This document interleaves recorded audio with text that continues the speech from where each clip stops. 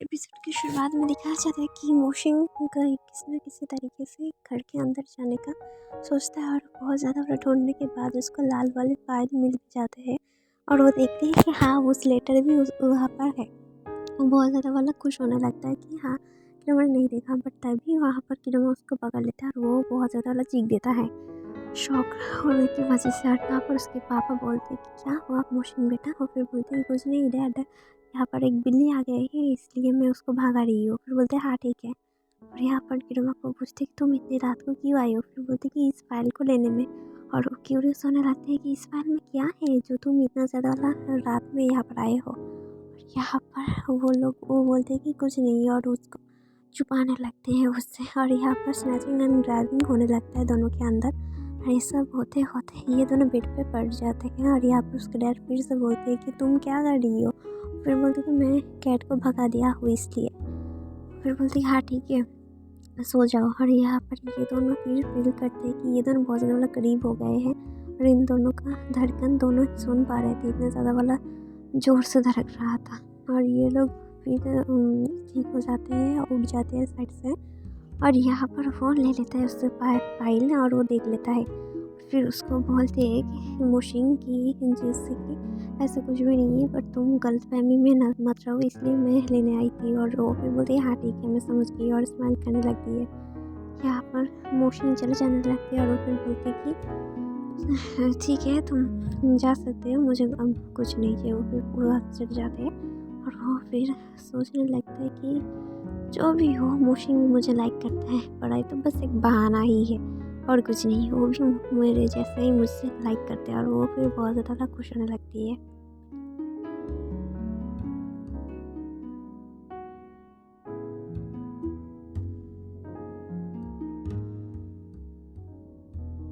और next scene में दिखाया जाता है कि यहाँ पर रियो भी उसको जाते वक्त देख रही थी। इसका मतलब यही हुआ कि वो उसको फॉलो कर रहा था।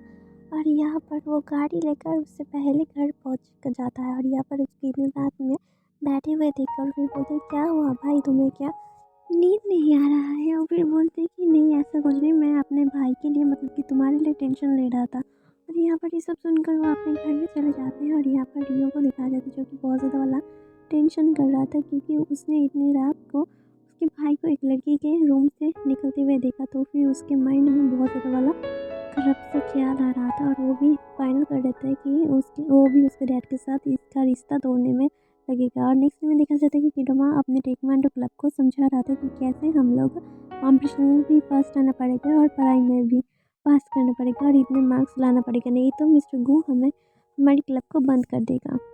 तो तब स्टूडेंट्स बोलते हैं कि टेक्वांडो टूर्नामेंट को तो हम इजीली जीत जाएंगे, बट एग्ज़ाम के लिए बहुत ज़्यादा टेंशन हो रहा है।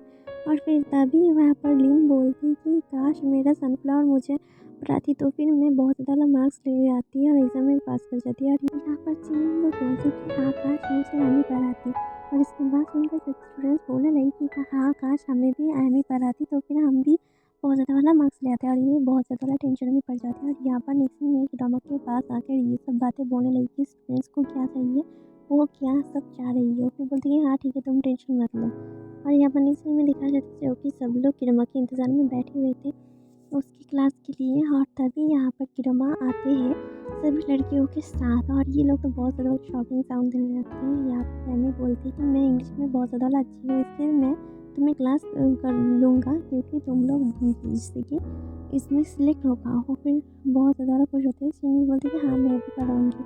तभी यहाँ पर जियांग आता है और फिर बोलती है कि नहीं शिंग किसी को नहीं पढ़ेगी, शिंग की वजह मैं पढ़ाऊँगी क्योंकि मुझे पसंद नहीं है कि कोई उससे क्लोज। और ये लोग बहुत शॉकिंग साउंड देने लगते हैं। और यहाँ पर जल्दी जल्दी लिन भी उसके सनफ्लावर को सनफ्लावर दे देता है और उसकी क्रश भी वो एक्सपेक्ट कर लेता है। और यहाँ पर सब लोग बहुत सारा शॉकिंग वाला साउंड देता है और खुश हो जाते हैं कि सभी को सब लोगों का पता चल गया कि कौन किसको लाइक करता था। और यहाँ पर देख सकते हैं में जिया सॉरी किडोमा और मोशिंग को जो कि वहाँ पर बैठे हुए थे। यहाँ पर उसके डैड और ब्रदर भी आ गए थे। उसके डैड के ब्रदर के बुलाने से उसके पापा भी आ गए थे। और यहाँ पर ये लोग बात कर रही थी तब वो बोलती मुझे ग्रुप स्टडी नहीं करनी, मुझे तुमसे पढ़नी है अकेले में। और फिर बोलती कि क्या मतलब मैं नहीं पढ़ा सकती। और फिर बोलती कि नहीं पढ़ा पड़ेगा, तब वो मान जाती है।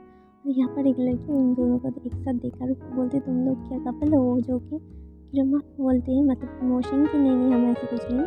तभी यहाँ पर उसके डैड और ब्रदर बोलते हैं कि मुझे नहीं लगता कि वो हमारा प्रॉमिस तोड़ेंगे, और फिर बोलती है हाँ मुझे भी नहीं लगता, बट हमें क्लियर करना है, फिर चलो हम चलते हैं अंदर। और ये लोग आ जाते हैं अंदर, और यहाँ पर मोशी उन लोगों को देख लेता है और फिर बोलते हैं एक लड़की को, वही लड़की को, कि तुम मेरे दोस्त को बोल देना कि उसके पेरेंट्स आए हैं यहाँ पर। और वो लड़की फिर बोलती है हाँ ठीक है, और वो मोशन के मतलब कि ड्रामा के पास जाके बोल देते हैं कि ये बात है। वो बहुत ज़्यादा शॉकिंग हो जाते हैं, और यहाँ पर वो बोलती है तुम घबराओ मत, तुम मेरे साथ आओ, मैं तुम्हें छुपा देती हूँ। वो फिर बोलती है हाँ ठीक है, और वो चले जाते हैं उसके पास। तभी उसके डैड और उसके ब्रदर आ जाते हैं मोशन को ढूँढने में, और यहाँ पे ड्रामा आके बोलती है तुम लोग मेरे प्लेस में क्या कर रही हो। बोलते हैं कि उसके डैड कि हमें पता लगा है कि यहाँ पर ड्रामा आया है, इसलिए उसको ढूँढने के लिए यहाँ पर हम लोग आए हैं। और वो भी बोलती है क्या मतलब, यहाँ पर कोई भी नहीं, वो तो नहीं है, हम यहाँ पर बस हमारा लोग हैं, यहाँ पर वो नहीं है, आपको क्या दिखाएँ यहाँ पर वो फिर बोलती कि हाँ हमें कोई मिस्टेक हुआ है। और तभी उसके मॉम डैड भी यहाँ पर आ जाते हैं। वो फिर बोलते कि ये लोग यहाँ पर क्या कर रहे हैं। वो फिर बोलते कि हमें पता चला था कि किरमा यहाँ पर आए हैं इसलिए, और ऐसा वैसा कुछ भी नहीं। और वो फिर बोलती कि ओ, फिर उसके डैड बोलते कि तुम लोग परेशान करना बंद करो, पहले मेरे घर फिर यहाँ पर उसके वर्क प्लेस पर अभी आ चुके हो। वो बोला ना कि यहाँ पे वो नहीं है, तुम लोग क्यों उसको परेशान कर रही हो। और तभी वहाँ पर फिरमा इसके बाद भी मौसम भी उसके बाद सुनाई। तभी उसके ब्रदर रियो बोलते कि हाँ बट हमें चेक करना है, और वो चले जाते हैं चेंजिंग रूम में और देखते हैं कि एक लड़की वही लड़की चेंज कर रहा था, और वो चीखने लगती है। वो फिर जल्दी-जल्दी सॉरी बोलने लगते हैं, और यहाँ पर मोशन चिल्लाने लगते हैं मतलब कि किडमा कि देखो ये क्या कर रहा है। और वो बहुत ज़्यादा शर्मिंदा और डरने लगता है, और यहाँ पर वो लोग श्योर हो जाते हैं कि यहाँ पर नहीं है, फिर वो वहाँ से चले जाने लगते हैं। तभी उसके डैड भी उसके पास आके बोलते कि और कभी मत आना, और यहाँ पर उसको सूप देने लगता है खाने के लिए। फिर बोलती कि मॉम डैड आप प्लीज़ जाओ यहाँ से, मुझे एक्चुअली रेडी होना है। वो फिर बोलती कि हाँ ठीक है, और जाने लगते हैं। बट डैड फिर से आके बोलती है कि तुम अपना ख्याल रखना, और उन लोगों को अगर परेशान करे तो मुझे बोलना। और क्या बहुत ज़्यादा ख्याल रखना, क्योंकि वर्क के लिए अपना हेल्थ का कोई भी इशू नहीं मत करना, क्योंकि तुम्हें पता है ना तुम्हें अस्थमा है। फिर बोलती कि हाँ डैड मुझे पता है, अब लोग जाओ, मुझे चेंज करना है, मुझे रेडी होना है शो के लिए। और यहाँ पर वो किरमा को बुखार लेता है, और किरमा चले आते हैं, और ये दोनों चैन की सांस लेते हैं।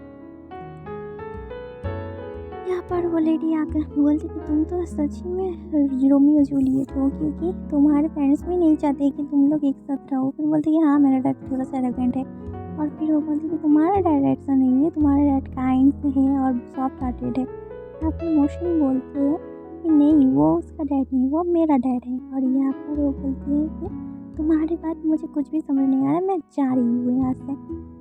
और यहाँ पर वो लोग बोलते हैं, यहाँ पर ये लोग वो चले जाते हैं, ये चेंज करने के लिए रुक जाता है, और फिर बोलते हैं कि हाँ ये ड्रेस तो बहुत ज़्यादा सुंदर लग रहा है मेरे बॉडी पर। तो यहाँ पर सीन कट होता है, और इन दोनों को दिखाया जाता है, जो कि एक ही टाइम पर वो लोग सो जाते हैं, और एक ही ड्रीम एक साथ फिर से देखने लगता है, जहाँ पर ये लोग रोमियो और जूलियट बने हुए थे। वो फिर बोलती कि मैं तुम्हें छोड़कर कभी नहीं जाऊँगी। वो फिर बोलती कि हाँ मैं भी, बट ये ज़माना तो हम लोगों को एक साथ नहीं रहने देगा। और तभी यहाँ पर दिखाया जाता है वही सीन पर उसके ब्रदर और उसके डैड, जो कि बोल रहे थे कि जूलियट तुम उसके लाइफ से चले जाओ, तुम्हारे लिए ये मेरा फैमिली बिजनेस नहीं संभाल रहा है। और तभी यहाँ पर उसके मॉम डैड भी आ जाते हैं। वो फिर बोलते हैं कि हाँ उसको छोड़ दो, उसके पास मत जाओ। ये चारों लोग मिलकर उन लोगों को अलग करने लगता है, और तभी ये बहुत ज़्यादा बिछड़ने लगती है, और तभी ये लोग चीखने लगते हैं, और यही चीखने के साथ किरमा अपने बॉडी पे आ जाते हैं, और वो शॉक हो जाने लगते हैं कि फिर से एक्सचेंज हो गया बॉडी सोल, मैं फिर से अपने बॉडी पर आ चुकी हूँ, ये क्या हो रहा है। और नेक्स्ट सीन में वो स्कूल में जाकर ये सभी बातें किरमा को मोशन को बोलने लगती है कि ये सब हुआ है, तो फिर हमारे साथ क्या गॉड प्रैंक खेल रहा है, प्रैंक कर रहा है, और फिर क्या कर रही है, मैं परेशान हो चुका हूँ ये सब से। और वो फिर बोलते कि अब ये सब बात छोड़ो, तुम बस एग्ज़ाम में फ़िक्र करो।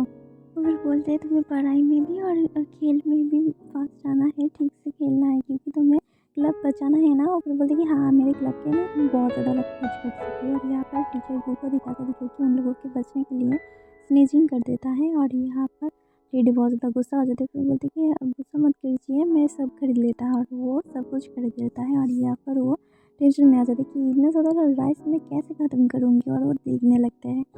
तभी सीन कट होता है और हमें किरमा और मोशिन को दिखाया जाता है जो कि पढ़ रही थी। तभी मोशिन जब पढ़ा रही थी तब उसको बहुत ज़्यादा क्यूट लग रहा था। जब वो समझा रही थी तब उसकी नज़र उसके ऊपर से हट ही नहीं रहा था, बल्कि वो बहुत ज़्यादा स्माइल करने लगती है उसको देखकर। फिर जब स्टडी हो गई तब लिस्ट में ये दोनों एक साथ खेलने लगे। बहुत ज़्यादा लोग खुश थे और यहाँ पर देखा जाता है नेक्स्ट में ये बहुत ज़्यादा वाला मेहनत कर रहे थे। रिकमेंडो क्लब के मेंबर्स एक साथ पढ़ाई भी कर रहे थे और प्रैक्टिस भी कर रहे थे, क्योंकि एग्ज़ाम के कुछ ही दिन बाद बाकी थे, इसलिए ये बहुत ज़्यादा वाला थक भी जाते थे, बट फिर भी ये लोग सब कुछ कंप्लीट कर लेते थे, क्योंकि एग्ज़ाम में तो पास होना है और इस क्लब को बचाना भी है। और यहाँ पर बहुत ही ज़्यादा वाला दिन यह ऐसे कट जाती है और यहाँ पर दिखाया जाता है नेक्स्ट सीन पे बहुत ज़्यादा दिन बिता गए हैं और यहाँ पर ये दोनों चल रहे थे। ये दोनों बात करते हैं। मोशन की रोमा को बोलती कि तुम्हारा तो नेक्स्ट दिन एग्ज़ाम है, तो तुम्हें क्या टेंशन हो रहा है? और वो बोलती कि हाँ थोड़ा थोड़ा, बट मुझे एक्चुअली सच बोलूँ तो मुझे ग्रेजुएट नहीं होना है, क्योंकि अगर मैं ग्रेजुएट हो चुका होऊँगा तभी मैं डैड टीयू की तरह मुझे भी फैमिली बिजनेस संभालने को देगा, बट मुझे ग्रेजुएट भी होना है। वो फिर बोलती कि हाँ ये सब छोड़ो, तुम सिर्फ ग्रेजुएशन में पढ़ाई में ध्यान दो और ये तो तुम्हारी रिस्पॉन्सिबिलिटी है, तो एक ना एक दिन होना ही था। वो बोलती कि हाँ मुझे भी होना है, क्योंकि जब मैंने इंटरव्यू के लिए गया था तब मुझे तुम्हारी बातें याद आने लगी थी कि ग्रेजुएशन कंप्लीट नहीं होने की वजह से मुझे सभी जगह से रिजेक्ट होना पड़ा था, तो फिर मुझे ग्रेजुएट तो होना ही है। और वो तब फिर इसके ये सब बातें सुनकर मोशन भी बोलने लगी कि हाँ मुझे ग्रेजुएट होना है, मुझे बहुत ज़्यादा पढ़ाई करना है, क्योंकि मुझे मेरी फैमिली को स्टेबल एक लेवल पर ले जाना है। मैं उन लोगों को खुश रहना चाहती हूँ, रखना चाहती हूँ, और तुम देख लेना मैं ये सब करूँगी। और फिर बोलती कि हाँ तुम कर ही पाओगे और मुझे भी ये सब करना है। ये इसके साथ ही ये ड्रामा एंड हो जाता है और नेक्स्ट सीन में पता चलेगा कि ये पास हो सकते हैं ये लोग, और फिर कुछ भी नहीं, सब नेक्स्ट सीन में दिखाया जाएगा। Like comment share subscribe and thanks for watching, please subscribe.